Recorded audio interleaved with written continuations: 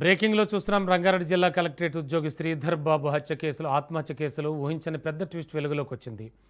June 1న జరిగిన ఈ ఆత్మహత్య వెనుక ఏకంగా 33 లక్షల ప్రభుత్వ నిధుల మళ్లింపు కుంభకోణం దాగి ఉన్నట్లు పోలీసులు గుర్తించారు. జిల్లా ట్రైబల్ వెల్ఫేర్ అధికారి సంతకాలను ఫోర్జరీ చేసి శ్రీధర్ బాబు ప్రభుత్వ సొమ్మును పక్కదారి పట్టించినట్లు దర్యాప్తులో తేలింది. ఈ భారీ మోసం కాస్త ఆడిట్లో బయటపడుతుందనే భయంతోనే శ్రీధర్ బాబు బలవన్మరణానికి పాల్పడినట్టు నిర్ధారణ అయింది. ఇక ఈ స్కామ్లో బ్యాంక్ అధికారుల హస్తం కూడా ఉన్నట్లు విచారణలో తేలడం సంచలనం సృష్టిస్తోంది. నిధుల మళ్లింపునకు సహకరించిన 4 తెలంగాణ గ్రామీణ బ్యాంక్ మేనేజర్లపై పోలీసులు క్రిమినల్ కేసులు నమోదు చేశారు. శంషాబాద్, హుస్నాపూర్, పీర్జాదిగూడ, భువనగిరి శాఖల బ్యాంక్ మేనేజర్లను ఈ కేసులో నిందితులుగా చేర్చారు. గత 10 ఏళ్లుగా మూతపడి ఉన్న ఒక బ్యాంక్ ఖాతాను నిబంధనలకు విరుద్ధంగా రీఓపెన్ చేసి ఈ భారీ కుంభకోణానికి తెర లేపినట్లు తెలుస్తోంది.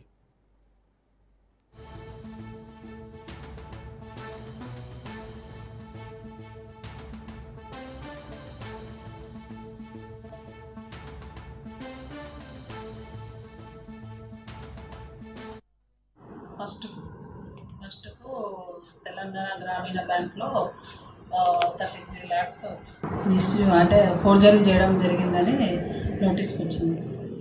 ఇక ఫోర్జరీ జరిగింది మనకు కింద ఆ బ్యాంక్ వాళ్ళు కలెక్టర్ సార్ లెటర్ ఇవ్వడం, సార్ నన్ను కూడా ఎవరు ఏంటి సార్ చూడమ్మా అని నాకు లెటర్ ఇవ్వడం జరిగింది. అవన్నీ కూడా మేము క్రాస్ చెక్ చేస్తుంటే ఫోర్జరీ బ్యాంకర్తో మాట్లాడితే ఫోర్జరీ చేశారు మేడం మీ సిగ్నేచర్ అని చెప్పడం జరిగింది. దానివల్ల నేను కూడా వెంటనే ఎఫ్ఐఆర్ కూడా బుక్ చేయడం జరిగింది.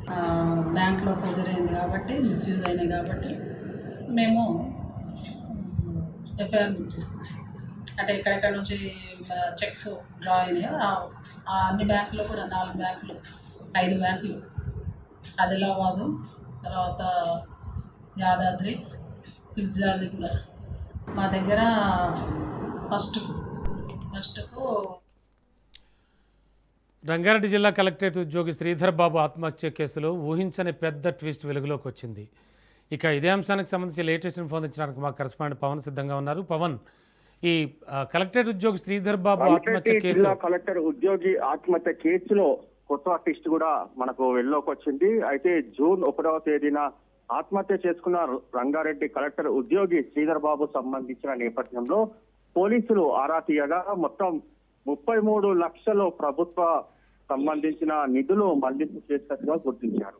అయితే ఇప్పటికే ఈ యొక్క మూతపడ్డ ఖాతాను కూడా ఓపెన్ చేసి ఈ యొక్క భాగవతాన్ని కూడా పాల్గొన్నట్లుగా తెలుస్తుంది. అయితే ఇందులో శంషాబాద్, హస్నాపూర్, ఫిర్జాదిగూడ, భువనగిరి బ్యాంక్ మేనేజర్ల పైన కూడా కేసు నమోదు చేశారు. అంతేకాకుండా 4 తెలంగాణ గ్రామీణ సంబంధించిన వారిపైన క్రిమినల్ కూడా కేసు నమోదు చేశారు. అయితే ఈ యొక్క ఆడిట్ విషయంలో తన పేరు బయటకు వస్తుందని గ్రహించిన శ్రీధర్ ఆత్మహత్య కూడా పాల్పడ్డారు. అయితే దీని వెనక మాత్రం 33 లక్షల నిధులు మళ్లింపుకు సంబంధించి పూర్తిగా పోలీసులు కూడా గుర్తించారు. జిల్లా ట్రైబ్యునల్ అధికారి సంతకాలు ఫోర్జరీ చేసి నిధులు డ్రా చేసినట్లుగా ఇప్పటికే పోలీసులు గుర్తించారు.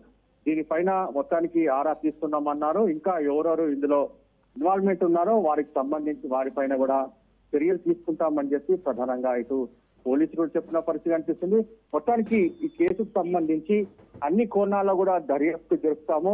దర్యాప్తు జరిపిన దాని తర్వాత ఇంకా కలెక్టర్ కార్యాలయంలో ఇంకా ఇన్వాల్వ్మెంట్ ఎవరైనా ఉంటే వారిపైన కూడా చర్యలు తీసుకుంటామని చెప్పి కూడా ప్రధానంగా ఇటు పోలీసులు కూడా చెప్పిన పరిస్థితి అనిపిస్తుంది. Okay, thank you.